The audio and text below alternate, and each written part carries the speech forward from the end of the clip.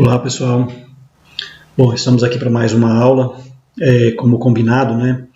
A gente ficou de postar uma aula essa semana, e aí na nossa última aula que nós tivemos na semana passada, eu comecei a trabalhar com vocês divisão celular, então eu comentei com vocês que nós iríamos trabalhar os dois tipos de divisão celular nas aulas ao vivo, nas aulas Zoom, e que eu postaria uma aula para vocês hoje, né, nessa semana, dando sequência no assunto. A gente vai fazer o seguinte, eu vou postar essa aula ela é ela requer, né, uma atenção maior por parte de vocês. O que a gente vai fazer na semana que vem? A gente vai fazer uma aula sobre meiose, né, que é o assunto que nós começamos, e a gente vai fazer um check-up geral dessa aula que a gente vai trabalhar hoje. É claro que para isso eu preciso que vocês tenham assistido toda essa aula, senão vocês não conseguem compreender esse check-up que eu quero fazer com vocês, tá bom? Bom, olha só. A gente vai trabalhar um assunto, pessoal, dando sequência no que nós chamamos de metabolismo celular. A gente vai trabalhar um assunto chamado respiração celular, certo? É um assunto que, para mim, né, já tem algum tempo que eu trabalho com isso, e para mim é um dos assuntos mais importantes, certo, e mais interessantes dentro da biologia. O que não quer dizer que ele seja fácil, é um assunto que necessita, como eu já disse, né, de uma atenção maior. Bom, para entendermos, antes da gente começar a trabalhar a respiração celular, a gente precisa entender alguns conceitos básicos dentro desse assunto. Primeiro, quando a gente fala metabolismo. Já tem algum tempo que eu venho falando para vocês sobre metabolismo. Eu estou falando para vocês que metabolismo são reações químicas que acontecem no organismo. Então, quando eu falo que tal produto pode ser metabolizado, ou é porque ele pode ser montado no nosso organismo, ou porque ele pode ser desmontado. Então, tanto a reação de quebra quanto a reação de montagem de uma molécula é denominado metabolismo. A gente costuma dividir, pessoal, o metabolismo em dois tipos de reações. Reação que a gente chama de anabólica. Olha, o que é isso? O que é anabolismo? Quando eu falo que uma reação, pessoal, ela é uma reação anabólica, eu estou me referindo a uma reação de montagem de molécula. Observem que aqui eu tenho moléculas simples. Essas moléculas, elas se juntaram para formar uma molécula mais complexa. Então, quando o meu corpo faz uma reação metabólica, em que eu falo que é do tipo anabólica, ou anabolismo, é que eu estou montando molécula. Observem que para que isso aconteça, pessoal, eu necessito de uma fonte de energia. Certo? Então, reações anabólicas, quando eu faço o anabolismo, tá, eu vou montar molécula, é uma reação de montagem de molécula, e essa reação necessita de energia. E existe o que a gente chama de reação catabólica. Olha a diferença. Quando eu falo que está acontecendo um metabolismo do tipo catabolismo, é porque eu tenho moléculas que estão sendo quebradas em moléculas menores. Observem que, nesse caso, você tem a liberação de energia. Certo? Então a diferença é essa. Por isso que quando a gente fala assim, fulano está tomando um anabolizante. No caso da espécie humana, quando se trata de anabolizante, geralmente está se referindo a medicamentos que vão anabolizar músculo. Certo? Ou seja, são medicamentos geralmente à base de hormônios que vão trabalhar no sentido de produzir, né, de construir, de montar músculo, proteínas musculares. Ok? Então metabolismo é isso. Metabolismo ou é uma reação de quebra, de montagem de molécula ou de quebra de molécula, tá? Montagem de molécula é anabolismo, quebra de molécula é catabolismo. Olha só, aqui é o exemplo que eu citei para vocês, ó. Eu falo que aqui está acontecendo anabolismo, ou seja, eu estou montando massa muscular, e aqui eu estou catabolizando músculo. Olha, isso aqui acontece, por exemplo, quando a gente vai para a academia e faz atividade física sem acompanhamento. A gente faz atividade física sem acompanhamento, a gente faz atividade física sem ter conhecimento de quais são os exercícios que a gente tem que fazer, ou, o que é pior, a gente vai para a academia e faz atividade física sem uma alimentação adequada. Aí você acha que você está perdendo gordura, que você está emagrecendo, você pode estar catabolizando os seus músculos. Tá? Esse é um exemplo para você entender essas duas palavrinhas. Essas reações, pessoal, essas reações metabólicas, elas podem receber outro tipo de classificação também.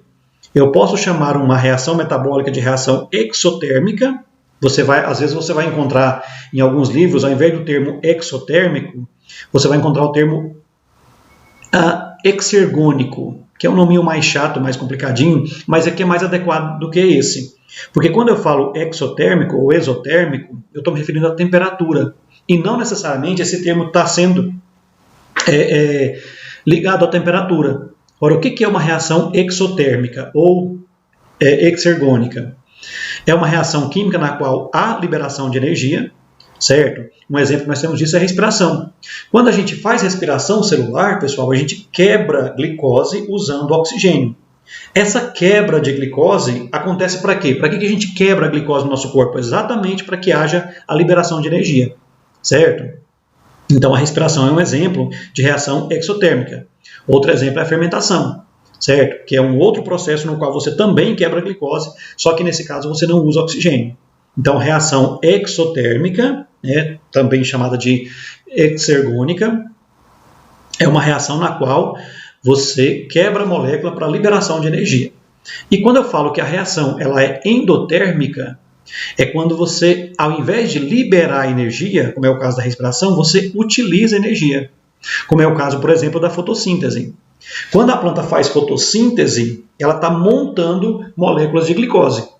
Para montar essas moléculas, pessoal, a planta não vai liberar energia, muito pelo contrário, ela precisa de uma fonte de energia, que no caso é a energia solar, certo? Ou a fotossíntese feita pelas plantas, ou a quimiossíntese feita por alguns micro-organismos. Em ambos os casos, você pode estar produzindo glicose, e nesse caso, para montar a glicose, você precisa de uma fonte de energia, você utiliza energia. Então, reação endotérmica, você precisa de energia, reação exotérmica, você libera energia. Tá? Então, é outro detalhe, outra nomenclatura que é interessante vocês estarem por dentro. As reações químicas que acontecem no nosso organismo, nos organismos vivos como um todo, elas acontecem mediante a uma energia de ativação. O livro de vocês, os livros de biologia no geral, fazem uma comparação que é interessante, que é exatamente falar que a energia de ativação é como se fosse uma fagulha, é como se fosse uma faísca para que um fogo aconteça.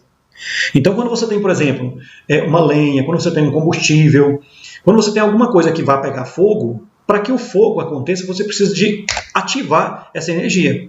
No caso, você pega uma faísca, quando você vai acender um isqueiro, por exemplo, você não só libera o gás que está lá dentro do isqueiro e entra em contato com o ar. Você precisa de uma faísca para que a reação comece a acontecer.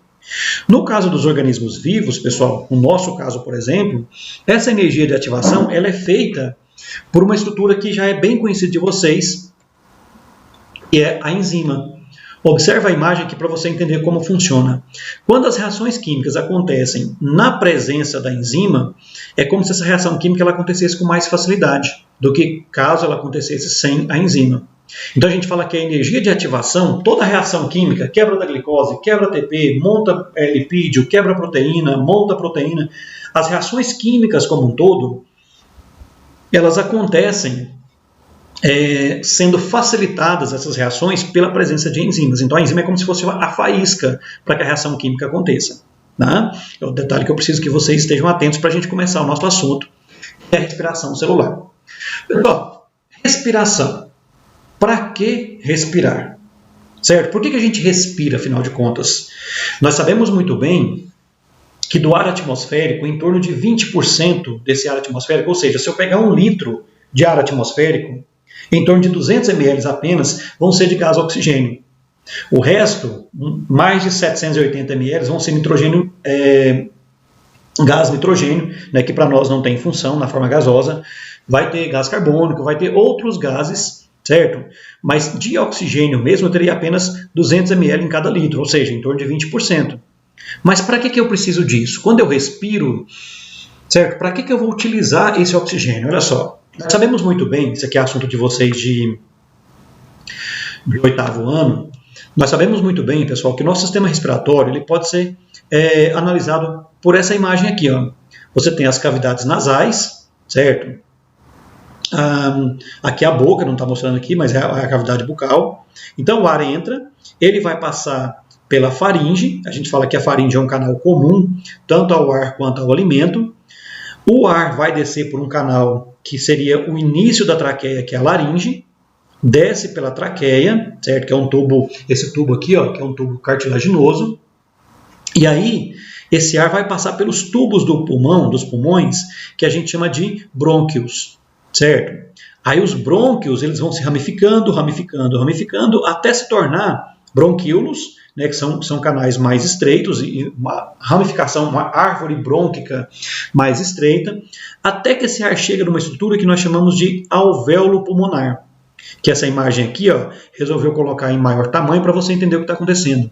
O alvéolo, na verdade, pessoal, é onde acontecem as trocas gasosas, certo? É aqui onde o gás oxigênio que está no ar atmosférico vai ser capturado pelas hemácias e o gás carbônico trazido pelo sangue vai entrar no alvéolo para poder sair pela expiração.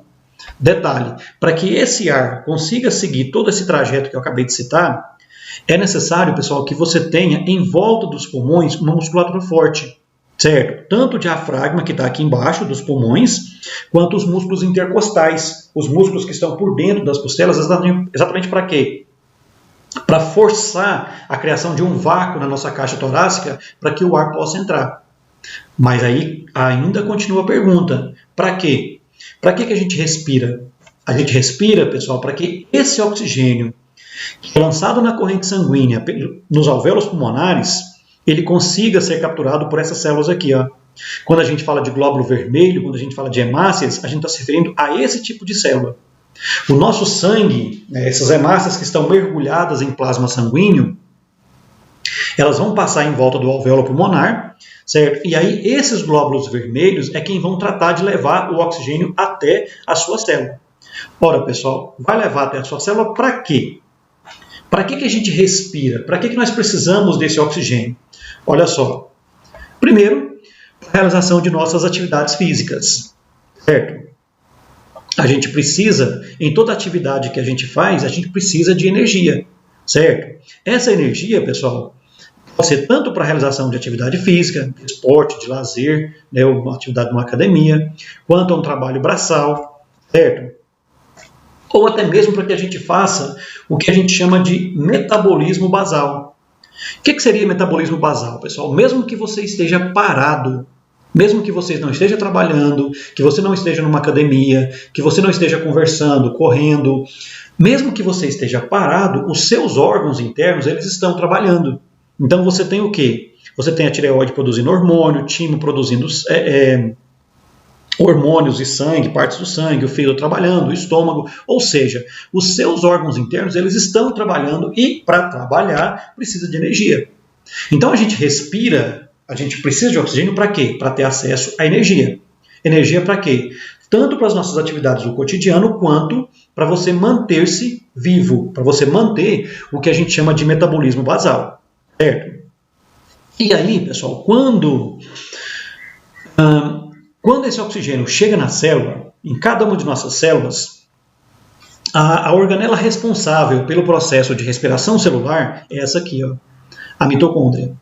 Quando você vê a imagem de uma mitocôndria, pessoal, olha só, mitocôndria é uma organela que, segundo os cientistas, é muito provável que num passado distante, essas mitocôndrias elas existiam fora dos seres vivos. Eu já comentei isso com vocês quando eu falei sobre a origem da vida. As mitocôndrias provavelmente eram seres que viviam à parte nos oceanos primitivos e que num determinado momento, num processo que eles chamaram de hipótese endossimbiótica, essas mitocôndrias teriam entrado nas células. O fato, pessoal, é que dentro da mitocôndria existe uma complexa gama de partes que retratam talvez o fato dela ter sido um ser vivo à parte. Então, dentro da mitocôndria você tem ribossomos, vamos lembrar que ribossomo para produzir proteína, a crista mitocondrial, matriz mitocondrial, que são partes da mitocôndria, certo? Membranas complexas, membrana interna, membrana externa. E aí o principal da mitocôndria, DNA. Por que é o principal, pessoal? Porque, na verdade, existem dois mecanismos de obtenção de energia pelo nosso corpo. Isso eu já falei para vocês algumas vezes. O primeiro mecanismo é o processo de fermentação. Quando a gente fermenta, a gente produz ATP. Só que fermentar, pessoal, para nós, é prejuízo por dois motivos. Primeiro, que a produção de energia é muito menor. Fala-se em torno de 19 vezes menos energia. Ou seja, com uma determinada porção de amido, por exemplo, arroz, você produziria 19 vezes mais energia respirando do que fermentando. Então aí já é um problema sério. A gente sabe que se os animais do planeta não fizessem respiração e sim somente fermentação, nós não teríamos alimento suficiente para a existência de todos nós. Certo? Então o primeiro problema seria esse. O segundo problema é que quando o nosso corpo fermenta, o nosso corpo produz, e eu já falei isso para vocês, produz uma substância que nós chamamos de ácido lático. Esse ácido lático, pessoal, ele traz, entre outros problemas, ele traz fortes dores quando ele é produzido em excesso. Isso explica, algo que eu já falei para vocês várias vezes, isso explica o porquê das dores musculares intensas quando você faz uma atividade física e você não estava habituado a fazê-la. E aí, por que eu falei disso agora, já que o nosso assunto é DNA mitocondrial? É que as mitocôndrias, pessoal, elas são capazes de acordo com as necessidades, elas são capazes de se duplicarem.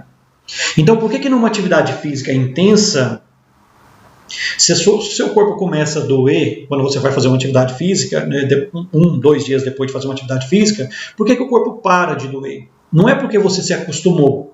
É porque o seu corpo sofreu com a presença do ácido lático e o seu corpo, então, aumentou o número de mitocôndria. É aquilo que eu acredito que eu falei em todas as salas. Quando você faz atividade em academia, que você é acompanhado por um profissional da educação física, eles, com uma certa frequência, eles trocam os aparelhos nos quais você está fazendo atividade física. E, via de regra, a gente tende a rejeitar isso. Por que a gente rejeita? Porque a gente sabe que o nosso corpo agora, que estava acostumado, agora que não estava mais doendo, agora o corpo vai doer. Ora, pessoal, vai doer por quê? Exatamente porque aquela parte do seu corpo que tinha a quantidade adequada de mitocôndria, para o tanto de atividade física que você fazia, aquela parte não estava doendo mais. Você vai trabalhar um outro músculo do seu corpo, consequentemente fazendo essa outra parte que não tem mitocôndria suficiente, fazer a fermentação. Até que essa parte passe a fazer respiração e você deixe de fermentar. Tá? Então, mitocôndria, ter o próprio DNA é muito importante. Por quê? Porque faz com que o seu corpo ele consiga aumentar o potencial de produzir energia com a duplicação dessas mitocôndrias. Ok? Tá, olha só. E aí um outro detalhe, o último detalhe que talvez não seja novidade para vocês, que são coisas que eu venho falando desde o começo do ano, é exatamente você entender como funciona essa história, pessoal, que a gente está falando já há algum tempo, essa história de ATP. Olha só, cada célula do nosso corpo, para vocês terem uma ideia, existem células musculares do nosso corpo que chegam a ter 1 bilhão de moléculas de ATP. Mas o que é ATP, pessoal? Olha só, difosfato de adenosina. Eu prefiro chamar aqui, adenosina difosfato, ADP. Essa molécula aqui, ela existe nas suas células. Existe uma molécula, uma adenina, que é na verdade uma base nitrogenada, aderido a duas moléculas de fosfato, a 2 grupos fosfato. O que acontece? Na sua célula, além do ADP, adenina difosfato, existe o fosfato inorgânico. Observem que aqui eu tenho uma molécula com 2 fósforos e aqui, esse fósforo aqui, esse fosfato, ele vai se unir a essa molécula. Olha o que eu tenho aqui. Eu tenho agora uma adenina com 3 fosfatos. Tá, observem, pessoal, que para que essas 2 moléculas virasse essa molécula aqui, houve a necessidade de energia. Onde é que eu quero chegar? Quando você come, quando você se alimenta, quando você come arroz, quando você come alguma coisa de farinha de trigo, quando você come açúcar, quando você come alimento energético, o seu corpo ele vai tirar a energia desse alimento, ele vai quebrar esse alimento, e quando você quebra o alimento, você produz energia. Só que o nosso corpo, pessoal, ele não é capaz de guardar energia. Energia não é armazenável. O que você tem que fazer? Você usa a energia do alimento para montar a molécula de ATP, que é o que você fez aqui. Olha só, você usou a energia da comida para montar o ATP. E aí esse ATP ele vai ficar guardado na sua célula. Até quando? Até a hora que você for fazer alguma atividade física. Quando você for fazer uma atividade física, olha o que você faz. Você vem uma enzima, certo? Uma ATPase, quebra o ATP, voltando a ser o que era antes. Olha só, voltei a ter ADP mais fosfato inorgânico. Professor, mas para que isso? Exatamente para isso aqui acontecer. Ó. Quando você quebra o ATP, você libera energia. Então entenda uma coisa. Todo alimento que você ingere, que vai te ofertar energia, a energia vai ser tirada como? Você vai quebrar esse alimento. Ao quebrar esse alimento, o que você faz? Você tira energia. Só que essa energia ela não vai ser usada naquele momento. Ela vai ser usada para quê? Ela vai ser usada para montar ATP. Então é aquilo que eu falo em sala de aula. ATP é como se fosse uma pilha recarregável. Você monta o ATP para guardar a energia da comida e quando eu precisar dessa energia, você quebra o ATP. Então você monta guardando energia, você quebra soltando energia. Logo, a gente conclui por aqueles slides que nós falamos anteriormente, que aqui você tem uma reação endotérmica, ou seja, eu estou guardando energia, e aqui você tem uma reação exotérmica, ou seja, nessa reação eu estou liberando energia. Tá vendo? Eu tenho um ciclo do ATP aqui, ó. Tá? Eu tenho uma reação de... Aliás, você pode até usar os outros termos. Ó. Eu tenho uma reação anabólica, eu estou anabolizando ATP, e aqui eu tenho uma reação catabólica, eu estou catabolizando, ou seja, quebrando ATP. Tranquilo? E aí sim, pessoal, o que é de fato a respiração celular? Ó, a gente fala assim, a respiração celular é um processo que acontece, pessoal, em 3 etapas, certo? Ó, uma etapa que a gente chama de glicólise. O que é glicólise? O termo lise quer dizer quebra. Então seria o quê? Seria quebra da glicose.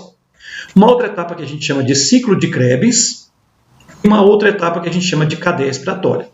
Vamos lembrar que o objetivo desse processo de respiração celular é produzir energia. Quando a gente fala produzir energia, a gente está falando de quê? Produzir ATP. Certo? Por que produzir ATP, professor? Na verdade não é nem produzir, né? É montar ATP. Então toda vez que você come, o alimento ele é quebrado, ou seja, digerido, até virar glicose. Essa glicose pega a corrente sanguínea, vai para a célula. Lá na célula, pessoal, vai acontecer o processo de respiração celular. Todo o processo de respiração celular, ele acontece para quê? O objetivo da respiração celular é produzir ATP. E aí, olha só, quando se fala de respiração celular, pessoal, essas 3 etapas aqui, eu quero que vocês tomem cuidado. É o seguinte, não se preocupem com os nomes. Qualquer desses nomes estranhos que vocês vão ver a partir de agora, tá? Caso, e claro, ele vai ser cobrado de vocês, vai ser cobrado o entendimento do processo, porque esses nomes eles vão estar na avaliação de vocês, certo? Então não precisa preocupar em ficar decorando o nome, porque se você se preocupa em decorar nomes, você acaba não entendendo o processo. O que eu preciso é que você olhe para os esquemas que eu vou mostrar agora, que você consiga explicar isso para alguém. Eu até, quando eu estou em sala de aula, eu costumo falar para os meninos fazerem isso. Depois que eu termino de explicar, eu peço para eles, olha, senta de dupla aí e explica um para o outro esse processo. Tá? Então vamos recapitular, ó, presta atenção. Você foi lá, você comeu, por exemplo, um garfo de arroz, amido. O amido foi quebrado, virou maltose, foi quebrado, virou glicose, o sangue absorveu essa glicose. Essa glicose devidamente acompanhada da insulina foi para lá na célula.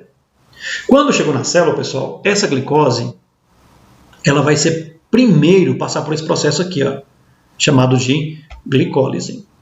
A glicólise, pessoal, primeiro detalhe que, por favor, anotem aí com cuidado. O processo de glicólise é um processo que acontece fora da mitocôndria.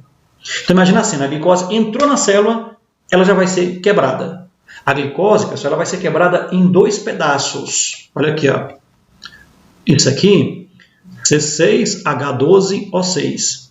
Nós sabemos que isso aqui é a fórmula da glicose. Então, quando essa glicose chega na célula, seja ela qual for, ela vai fazer isso aqui, ó.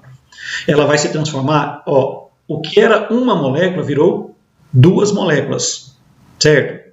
Essa molécula, C3H4O3, é uma molécula que a gente chama de ácido pirúvico, certo? Tá, aí observe o seguinte, ó. Professor, mas para que quebrar isso? Para que essa glicose quebra? Eu costumo fazer essa comparação, ó. Imagina que você vai quebrar um arame e você não tem alicate para quebrar. Se você fizer isso aqui, ó, ele vai quebrar. Só que antes de quebrar, ele vai liberar calor. Calor, pessoal, é uma forma de energia. É só para que você entenda que quando eu pego e quebro essa molécula aqui, ó, quando eu quebro ela em duas, eu acabo liberando energia. Que tanto de energia? A energia que é liberada, pessoal, é suficiente para que se monte 2 ATPs. Eu não coloquei aqui, ó, mas são 2, tá? É suficiente para que a gente monte 2 ATPs. 2 ATPs. Certo? Aí, tem um fato aqui, que quando eu estou explicando em sala de aula, eu costumo alguns alunos perceberem que existe um detalhezinho aqui. Ó. Se eu tenho 2C3, C6.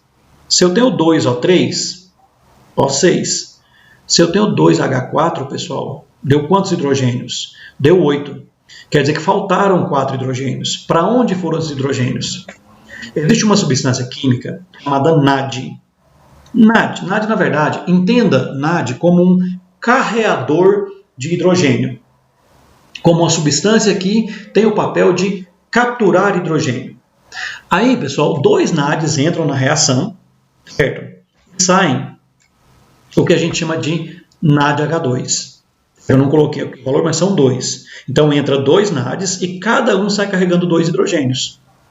Então, olha só. Resumindo, isso é glicólise.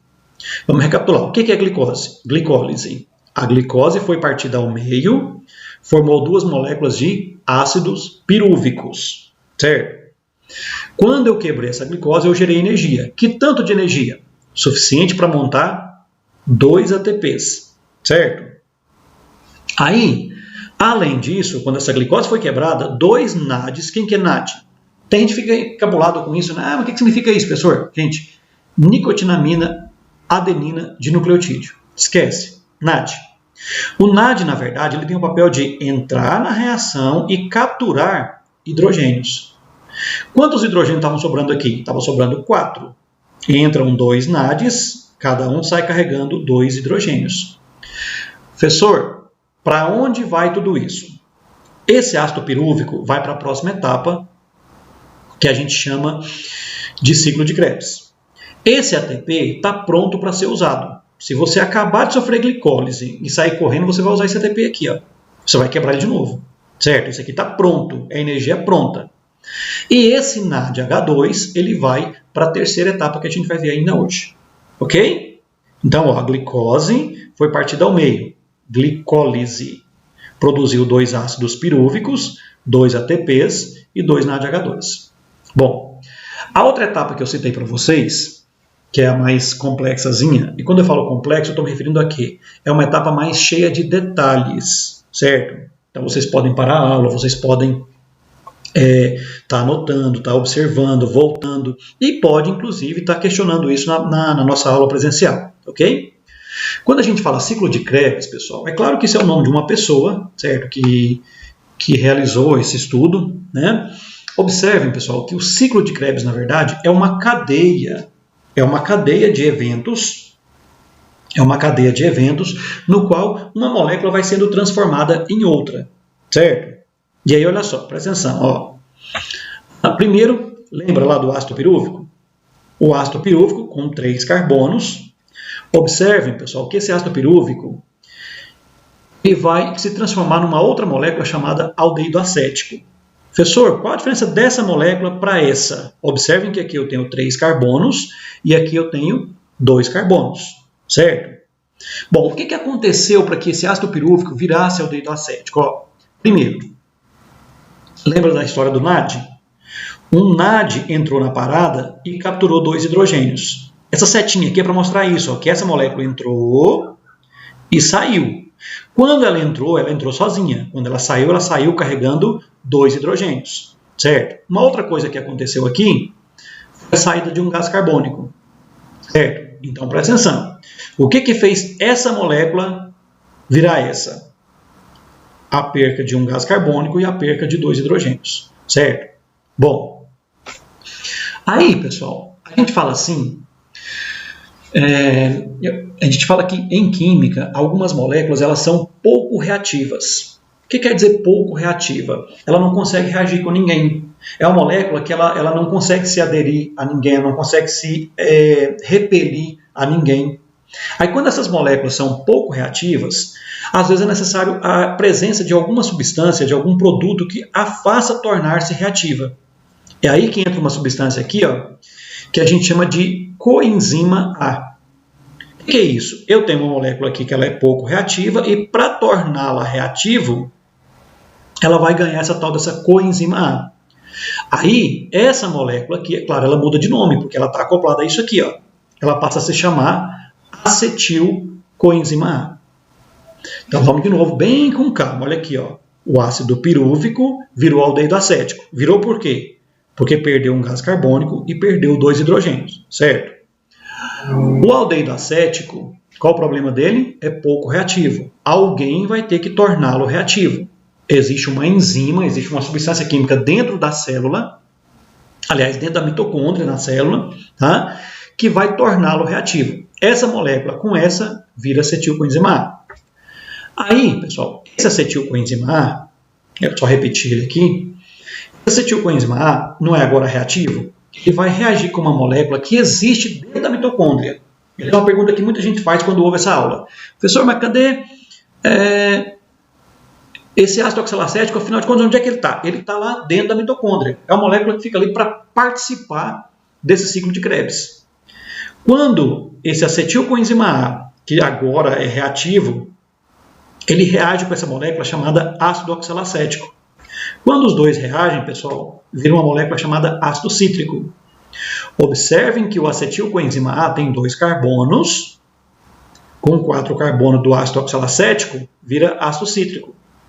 Por isso que esse ciclo, chamado ciclo de Krebs, ele é chamado, em alguns livros, de ciclo do ácido cítrico. Certo? Ácido cítrico. Bom, aí o que vai acontecer aqui, pessoal? Lembra para que servia essa molécula aqui? Essa molécula servia para tornar essa molécula reativa. Observem o que acontece aqui, ó. Ela entra, torna a molécula reativa, ela reage e agora a coenzima saiu. Ou seja, tenta imaginar essa cena, ó. Essa tal dessa coenzima A que existe na mitocôndria, ela fica o dia inteiro fazendo isso. Entra, provoca reação, sai. Volta, entra, provoca reação e sai. Entenda que essa coenzima A fica o dia inteiro fazendo isso. Ela fica o dia inteiro só entra, provoca reação e sai. Entra, provoca reação e sai. Certo? E aí, o ácido cítrico agora, pessoal, ele vai sofrer uma degradação. Observem que sai um gás carbônico aqui e sai, ó, e sai outro gás carbônico aqui. Ora, se eu tinha uma molécula com 6 carbonos, eu perdi um carbono aqui, eu perdi um carbono aqui, eu voltei a ter uma molécula com 4 carbonos. Observem, então, que esse ácido oxalacético, tenta imaginar essa cena também, ele fica o dia inteiro fazendo isso, ó. Encaixa no acetil, dá uma volta e despedaça. Encaixa no acetil, dá uma volta e despedaça e volta a ser o que era antes. Fica o dia inteiro ciclando. Cada giro que esse ácido oxalacético dá, ele desmonta uma acetilcoenzima A, certo? Agora, professor, isso tudo acontece para quê? Primeiro, qual é o resultado disso? Ó, 3 NADs entram na reação e saem carregando 2 hidrogênios cada, certo? Entra na parada também uma molécula chamada FAD. O termo FAD, pessoal, essa molécula aqui, ela é uma carreadora de hidrogênio do mesmo jeito. Só que em vez de ser nicotinamida, é flavina adenosina dinucleotídeo. Esquece o nome. É um carreador de hidrogênio, certo? Então observem que o resultado disso foi 3 NADs que entraram e carregaram 2 hidrogênios cada, um FAD que entrou e carregou 2 hidrogênios, certo? E aí uma outra coisa que acontece é exatamente a formação de um ATP, certo? Então, ó, vamos lá. O que acontece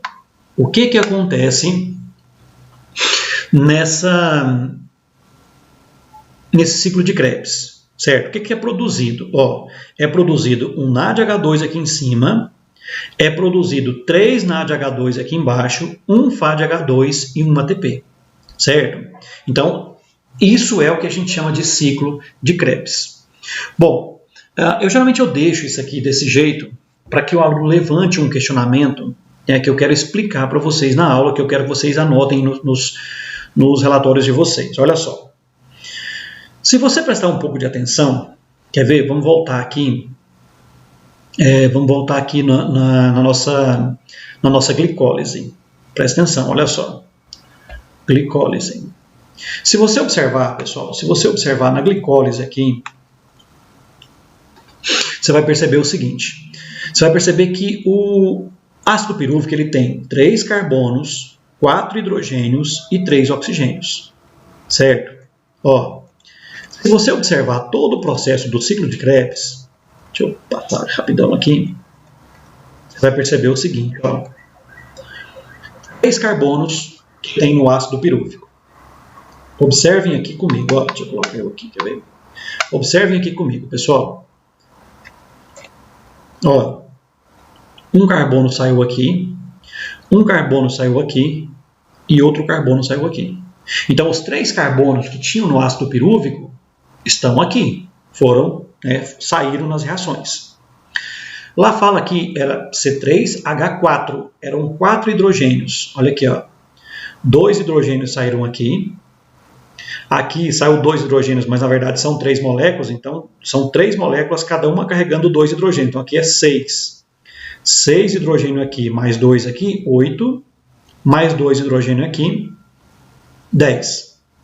Professor, mas o ácido pirúvico só tem 4 hidrogênios. E aí está falando que saíram 10 hidrogênios. De onde vieram esses hidrogênios? Tá, vamos deixar esse questionamento aí. Se você observar os oxigênios, ó, saiu 2 oxigênios aqui, saiu 2 oxigênios aqui e saíram 2 aqui. Então saíram 6 oxigênios. Como eu disse, o ácido pirúvico ele tem só 3 oxigênios. Bom, o que acontece, pessoal? A gente fala assim que água participa das reações químicas. Simplesmente moléculas de água, especificamente 3 moléculas de água entram no processo do ciclo de Krebs. Aí é só você fazer a soma comigo, olha aqui. 3 moléculas de água, 3H2O. 3 moléculas de água tem 6 hidrogênios. 6 hidrogênios mais os 4 do ácido pirúvico são 10 hidrogênios. Olha aqui, se a gente tem 10 hidrogênios, ó, 2 aqui, mais 2 aqui, 4, mais 6 aqui, 10. 3 moléculas de água tem 3 oxigênios. Ó, mais os 3 do ácido pirúvico dá 6. 2, 4, 6. Tá vendo? Então aí a gente fecha o ciclo de Krebs. De novo a pergunta, professor, o que acontece com esses produtos com esses produtos do ciclo de Krebs? Vamos lá. NADH2 vai ser usado na última etapa, que a gente não explicou ainda. Gás carbônico é o que você vai soltar na sua respiração, certo? Então, os gases carbônicos é o que vai sair pelo seu nariz. O NADH2, como eu já falei, vai ser usado na terceira etapa, FADH2 vai ser usado na terceira etapa e o ATP está pronto para ser usado. Observem que até agora a produção de ATP foi mínima, certo? E aí a gente vai, então, para a última etapa, que é uma etapa mais simples de ser explicada, que é o que a gente chama de cadeia respiratória. Quando a gente fala cadeia respiratória, pessoal, cadeia respiratória, na verdade, é uma cadeia de eventos na qual reações químicas vão acontecer em cadeia para que a energia seja liberada. Cadeia respiratória, pessoal, também é chamado de fosforilação oxidativa. O que é isso? Engraçado, né? A gente está falando de uma coisa chamada respiração celular. No entanto, até agora, nós não usamos oxigênio. Nós não usamos oxigênio em nenhuma etapa. Aquele oxigênio que eu fiz questão de mostrar que a gente respira, vai no alvéolo, é capturado pelo sangue, vai para a célula, até agora nós não usamos. Olha só. Lembra aqueles NADH2 que eu falei que foram produzidos nas outras etapas? Eles vêm para essa cadeia. Todos aqueles que nós falamos, tanto aqueles da glicólise, quanto aqueles do ciclo de Krebs, todos eles vêm para cá. O que acontece com eles, pessoal? Olha só. O NADH2 chega na cadeia e faz isso, ó. Lá na mitocôndria, na parte que vai acontecer a cadeia respiratória, existem FADs. O que é FAD? FAD é um carreador de hidrogênio. O que eu quero que vocês entendam é que os NADs que chegam aqui, eles fazem isso aqui, ó. Transfere esse hidrogênio para cá. Olha só. O salto desse hidrogênio daqui para cá faz com que haja a liberação de energia. Professor, que energia? Energia suficiente, pessoal, para montar um ATP. Então, olha que isso aqui é simples. Todos os NADs que foram produzidos nas etapas anteriores vêm para a cadeia respiratória. O que eles fazem? Eles transferem os seus hidrogênios para o FAD. Que FAD, professor? FADs que existem na mitocôndria. Eles estão lá, são moléculas que estão lá para esse papel. Aí, o FADH2 pega e transfere, pessoal, os seus elétrons para uma cadeia de pigmentos que a gente chama de citocromos. Olha a palavra, olha aqui. Cito quer dizer célula. Cromo quer dizer pigmento, quer dizer corante. O que vai acontecer aqui é o seguinte, ó. Tá vendo? Ó, deixa eu voltar aqui. Observem que o FAD ele não manda os hidrogênios para os citocromos. Existe uma cadeia de corantes, de pigmentos dentro da mitocôndria, em que os elétrons vão ser lançados. Quando os elétrons são lançados, pessoal, olha aqui, ele vai descer para a cadeia de citocromo. Descer até onde, professor? Descer até encontrar, pessoal, essa molécula aqui, ó. Olha aqui para mim, meio O2. Por que o termo meio O2, pessoal? É que, na verdade, o oxigênio que a gente respira é a molécula de oxigênio, O2. Só que na nossa respiração a gente usa um por um, certo? Aí, pessoal, quando esses elétrons chegam aqui no oxigênio, isso aqui vai acontecer, ó. O oxigênio que está aqui vai se encontrar com esses dois hidrogênios. Aí tem uma parte da química aqui que vocês entendem até melhor que eu. O que a gente sabe? Os elétrons que saíram daqui do hidrogênio, eles descem e vão de encontro ao oxigênio. E aí, pessoal, isso faz com que esses hidrogênios acabem por se encontrar aqui, ó, formando água. E aí tem um detalhe que chama atenção. Atenção. Isso quer dizer que todo o oxigênio que nós respiramos, na verdade, ele vira água. Aquela história de que oxigênio vira gás carbônico, esquece, tá? Não existe. O oxigênio que nós respiramos, na verdade, ele vai se transformar em moléculas de água. Certo? Tudo bem que às vezes essa água ela pode muito bem voltar lá para o ciclo de Krebs e ser usada inclusive para fabricar gás carbônico. Mas o ar que nós respiramos diretamente, ele vira moléculas de água. Professor, por que esses elétrons descem aqui? Para a produção de energia. Observem, então, que cada NAD que veio para a cadeia respiratória gerou uma quantidade de energia em ATPs, certo? Em ATPs. Cada NAD que veio para a cadeia respiratória vai gerar 3 moléculas de ATPs. Ok? Com isso a gente fechou, pessoal, essa parte de respiração celular. Tá?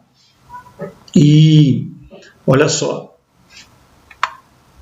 A gente fechou, né? Então são 3 etapas. E aí na nossa aula presencial, eu vou estar passando para vocês um exercício de desafio sobre